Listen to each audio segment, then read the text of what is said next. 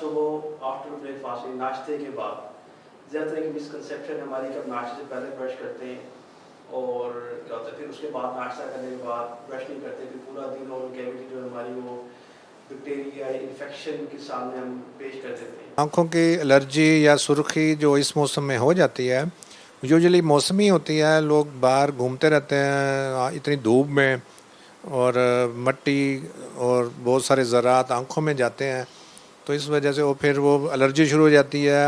हमारे अक्सर लोग ऐसे हैं जो कि साइकोलॉजिस्ट या साइकेट्रिस्ट के पास विज़िट करने को यूँ कह लें कि गुनाह समझते हैं या अपनी तौहीन समझते हैं, ये यूँ समझते हैं कि लोग उनको पागल ना कह दें।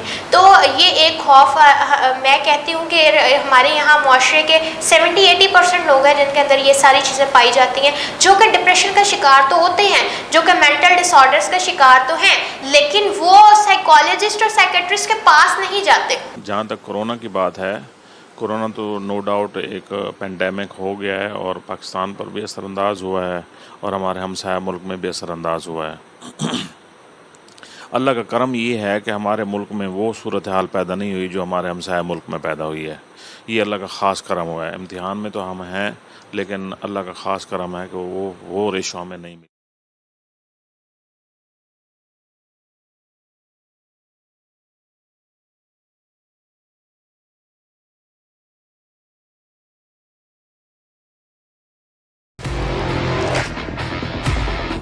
हमारे साथ मौजूद हैं पीटीआई यूथ विंग के डिस्ट्रिक्ट प्रेसिडेंट।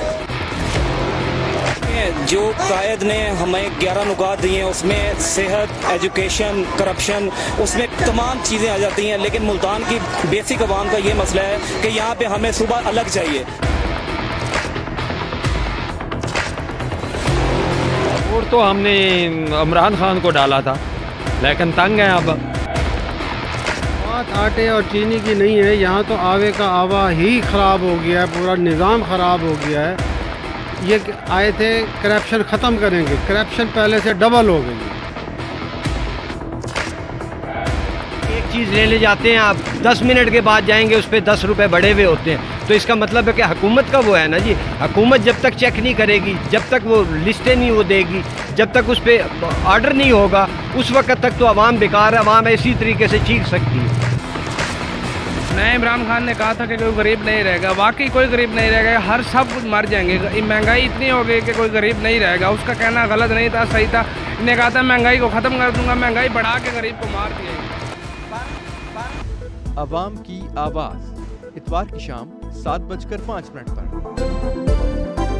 नाज़रीन, हम रवाना होने वाले हैं मुल्तान टू रवैया में बरास्ता रेलवे मेहर एक्सप्रेस पर। और आपको पता है गुज़िश्ता दिनों में भी आपने प्रोग्राम देखा था जहां पर हमने रेलवे का एक बेहतर सफ़र के हवाले से अपने व्यूअर्स से जो है वो बात की थी। आज हमारे साथ बहुत सारे दोस्त मौजूद हैं, उनका क्या कहना है और साथ में जो मेहर एक्सप्रेस की इंतज़ामिया है उनसे ही बात करेंगे, कुछ बच्चों से बात करेंगे कि कैसा महसूस करते हैं अब जो ये एक आसान तरीन जो सफ़र जो है वो इंट्रोड्यूस करवाया है SN जमील कंपनी ने।